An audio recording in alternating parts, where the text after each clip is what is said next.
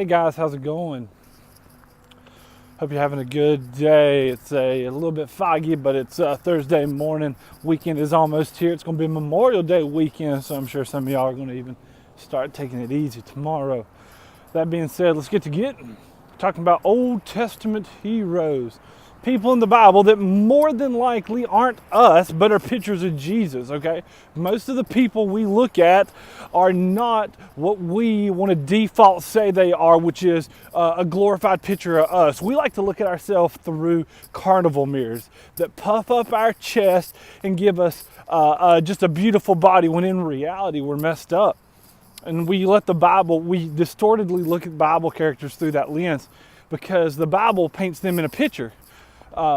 Sometimes that looks good, and so we want to see that for us, but it's not. It's Christ. Christ is who the Bible is always primarily about. He's the center of the whole thing. If you don't believe me, ask him. Read the Gospels. So today we're going to look at the story of the book of Ruth. We're going to look at the whole book because it's a short one. So like Jonah, it's like 4-ish chapters, I think, maybe 6. So what's the story? The story doesn't even start off with Ruth. It starts off with her soon-to-be mother-in-law, a woman by the name of Naomi.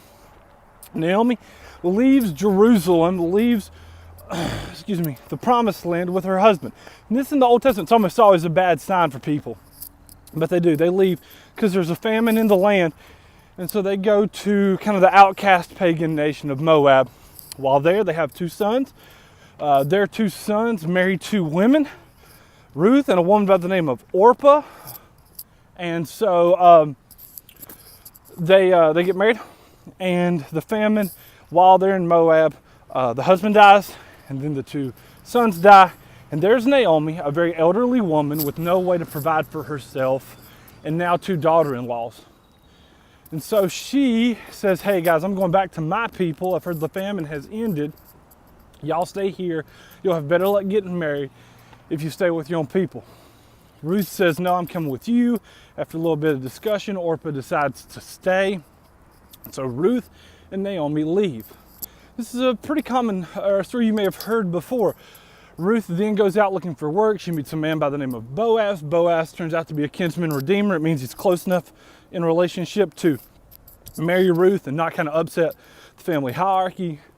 He ends up being super nice to Ruth, goes to the person who's just a little bit ahead of him on that rung to marry Ruth, asks for that man's blessing to marry Ruth. Story ends with Ruth and Boaz getting married, and them ending up having a child who would go on to be one of the great grandfathers of David, and of course that means leading to Jesus. And here's the thing, sometimes we see this story and we look at the Ruth aspect, which is awesome, but the thing is, we are the Naomi character. Ruth aspect is almost a Christ figure. If you look at this story, Naomi, all she does is complain and feel like God's abandoned her. But that's not the case at all. She left God's people in God's land to try to find something in a pagan land, and ended up what was to be a short trip during a famine, hunkering down and staying for years on end. And then Ruth just stays with Naomi out of love and kindness, and a kindness for God, for Ruth's God, the Lord, and ends up providing her with deliverance and a lineage and a people far better than Naomi would have had. Naomi is a grumbler and a complainer. Naomi is a schemer, and Naomi does nothing to contribute to her own salvation, to her own restoration. And yet, she gets restored. Her line continues. She has a people. All because she was provided for in an uncommon way by an uncommon person in Ruth, and of course in the man who marries Ruth, Boaz. You and me, we're complainers. We contribute nothing to our own salvation. The only thing we bring to our salvation is the brokenness that needs to be saved from. Christ saves, Christ redeems. He brings us what we need. Love you guys. Have a good day.